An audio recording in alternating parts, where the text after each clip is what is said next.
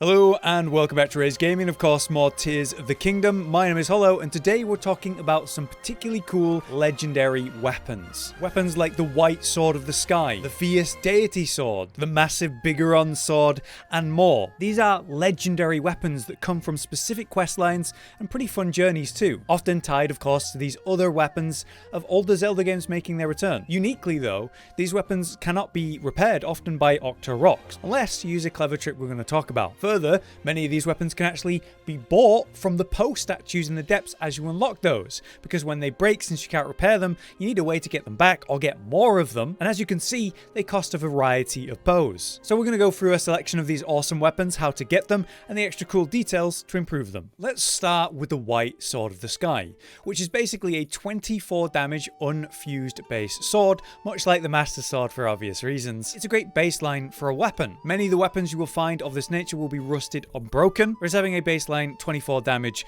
sword is always useful. This is a reward for a quest line where you must go to 3 different places and do a certain quest there. They all involve the ancient mystical dragons that fly around the map though. Unfortunately, these 3 aren't too bad to get to. Let's start here at Mount Lanayru. Just southeast of that at the tower is the Spring of Wisdom, so it's very easy to get to. By speaking to the statue here, it will request you go check on the main statue that this whole quest line's about. You can find that here inside of the Forgotten Temple, the entrance being like the lowest level here of this section, and you go through. Eventually you come to the shrine at the other end, and just beyond that, at the very end of this tunnel, this corridor, will be that giant statue that's fallen down.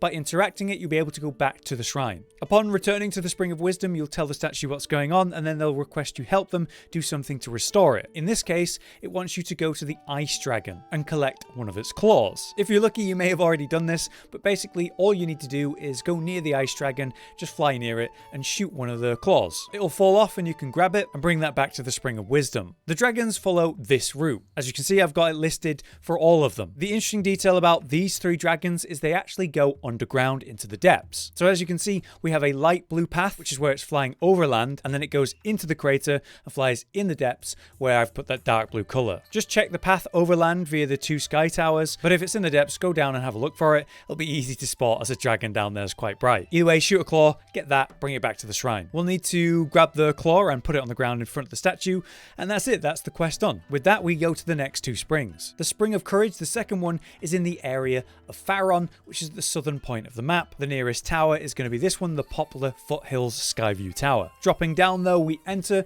We're going to go speak to the statue once more, who this time is a bit more straightforward and simply request the Lightning Dragon's Claw. Again, as we review the map, you can see the path of the Lightning Dragon, whether it's underground or overground.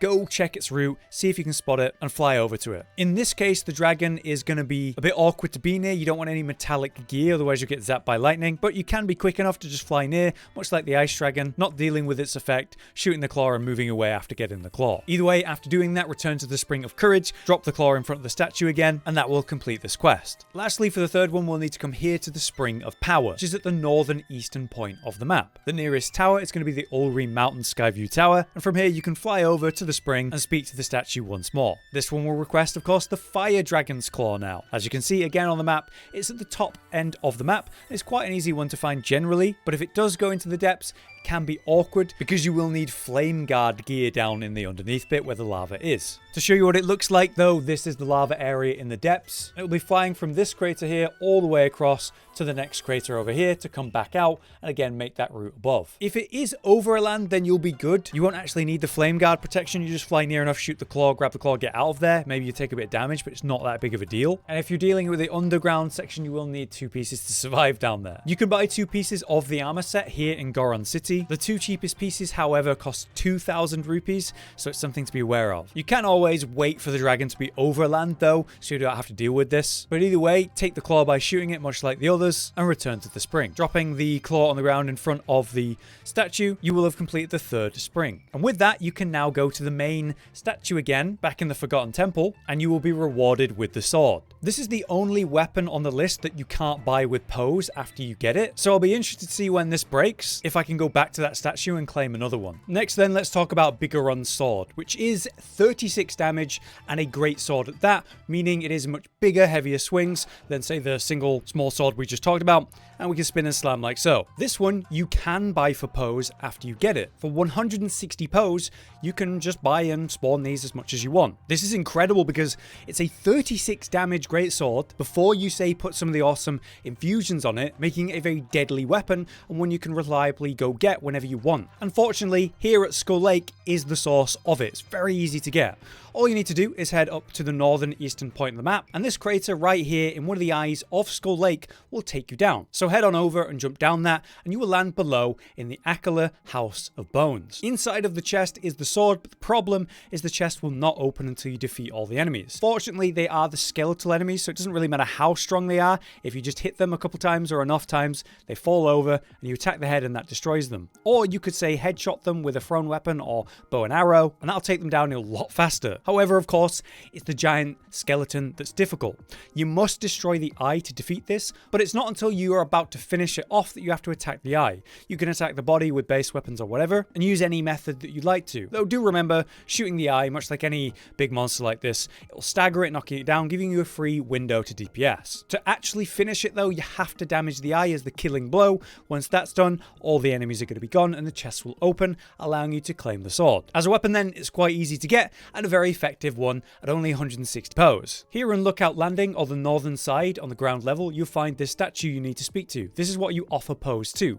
Poes are the resource you find in the depths, and there is a lot to claim. However, as you can see, the stock that I have here is a lot smaller than the other statues. That is because there are Poe statues down below, such as this one, the Bargainer statue here. As you can see, this is quite near to Lookout Landing, and you can get the pinpoint location by talking to this statue in Lookout Landing, offering enough Poes to say buy the Dark Tunic, and then given the information of the location of the first statue in the depths. From that one, you should be able to buy the weapons you found then, appearing in the list once you first picked up the weapons. For a full guide on how to get the Dark Link set, and arguably more important, the Depth set, we have a video for exactly that on the channel right now. Next up then, let's talk about the staff. Of course, this is a ruby staff though, because I've put a ruby on the end of it to create a fire weapon. There are 4 types of precious gems you can put onto something like this, such as a ruby to turn it into a fire weapon. We've got water with opal, we've got lightning with topaz, and frost with sapphires. Just fusing this to the end of any magical weapon, be that wand or staff, that creates that elemental weapon, and arguably the best version of that for range damage. As you can see, with the staff, I'm shooting out 3 at incredible ranges and really good damage at that.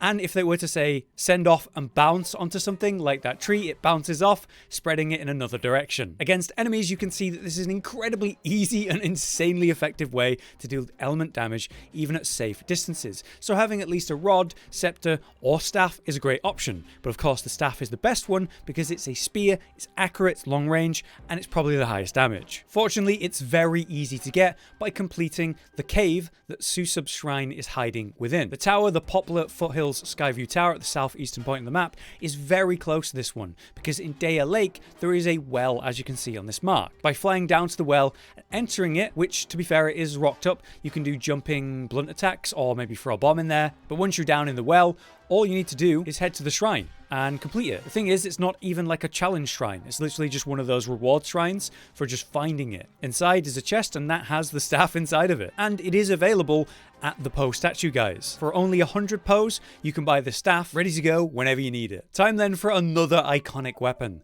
the Sea Breeze Boomerang. Our Wind Waker Link here, and that iconic weapon is available in Tears of the Kingdom. And much like any boomerang in this game, you can throw it by holding just R, and then after a moment, throw it and spam the collect button. This will catch it every time it comes back to you, and obviously that's awesome. In combat, it will penetrate through enemies on the way out and on the way back. And even if you're moving around, it kind of homes back into you. So as long as you're pressing A to collect it as it collides with you, you should always be able to catch it. This deals 16 damage unfused, which is very respectable for a boomerang. A basic boomerang only has 6. A Lazal, the much better version, that has 8. The much slower giant ones, they have 11 damage. The giant ones seem to be a little bit slower as well for their extra damage, and it's still lower than our one. And if you fuse this up with something useful, maybe element damage or just raw physical, it can become very deadly. And it's located here at the Hebra Canyon Mine in the depths. This is towards the northern western point of the depths. The nearest crater to get there though is more towards the western side, next to the Runakit Shrine. You can easily see that from Lindor's Brow Skyview Tower. And as we enter this crater, you can see we're just south of the Hebra Mine. By heading north and slightly east, you'll come across this light route, and then heading north and west, you'll come across the mine itself. As I've marked at the top of it, it's in the chest just out in the open, very easy to collect as there are no enemies stopping you. As soon as you collect it, it will begin appearing in the statue Poe vendor's inventory, and again, only 100 Poes to buy it. Lastly, but certainly not least, is the Fierce Deity Sword. A great sword with 38 damage and a unique effect where it slashes wildly in battle as if possessed by a fierce deity, meaning you should have better and more powerful charge attacks, which is awesome. And of course, it's tied to the Fierce Deity set, which gives you 3 levels of attack up, which is awesome. The quest starts here at Cephala Lake in the cave and the entrance of it. There is a shrine very nearby and a stables, the Foothill Stables, and the nearest tower is this one, Eldin Canyon Skyview Tower. By heading over to the cave, you will encounter 2 people standing outside of it. After a conversation with them,